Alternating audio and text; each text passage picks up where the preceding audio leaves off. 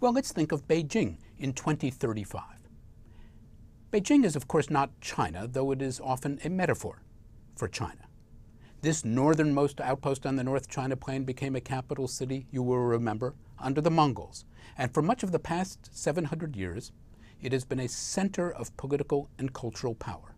By 2035, however, it is an open question as to whether Beijing will remain the capital.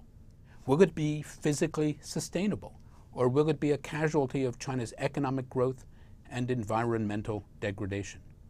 Will its ministries continue the infrastructure state of the 20th century well into the 21st? Will its universities lead China to international leadership in education? Will Beijing be a center of global influence? And will the current regime, or some semblance of it, still be in power? And if not, what does that mean for the rest of us? If we think of the environment, Beijing is a metaphor for China when it comes to environmental issues. As we have seen, its notoriously bad air caused by local and regional pollutants as well as inter-Asian dust storms improved only temporarily during the 2008 Olympics or the recent APEC summit. Water for this municipality of more than 20 million is increasingly in short supply. Its once famous springs have disappeared and reservoirs have run dry, as have many of the 200 streams still listed on Beijing maps. 2/3 of its water still comes from groundwater, which is being consumed much faster than it can be refreshed. And it too is being polluted.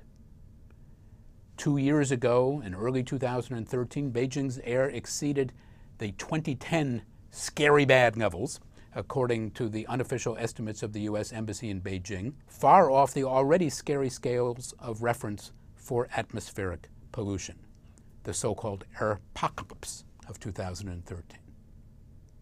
Nevertheless, this is an area in which I feel progress is likely. And this is because no one is hurt more by environmental degradation in China than the Chinese people themselves. Even the government quarters of Zhongnanhai are shrouded in noxious haze, although they have good filters indoors. Environmental remediation is becoming a matter of national priority, and both economic growth and public health depend on continued improvement in this area. In recent years, we have seen remarkable investments being made in every environmental asset class, from nuclear power stations to wind farms, solar panels, and hydroelectric facilities. Unlike in the United States, there is virtually no debate in China about either the scope of the environmental challenge or the underlying science. Global warming is not an area of controversy in China. Chinese experience it, and they believe it. This is a case where the Chinese engineering state and limits on civil debate may actually be an asset.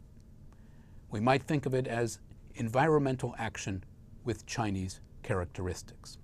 It is also an area of opportunity for Chinese business. I expect that over the next 2 decades, Chinese firms will emerge as global leaders in clean energy. Thus, our old friends at the Wanxiang Group, having mastered the universal joint, dominated the Chinese and now global auto parts industry, having acquired multiple American firms, are poised to be leaders first in batteries for electric vehicles and then as a manufacturer of green cars. And as we've said before, in this as in other areas, the Taiwan experience gives us hope for China as a whole. In its political economy, the People's Republic today mirrors the Taiwan of the 1970s, authoritarian politics coexisting with a large degree of market economy. Taiwan in the 1970s also had bad air, bad water, extraordinary levels of pollution, even in rural rivers. Today, after 3 decades of environmental protests followed by remediating policies, Taiwan is a place that can once again display its great natural beauty, with clearer skies, cleaner rivers, beautiful streams, and a broad public commitment to environmental sanity.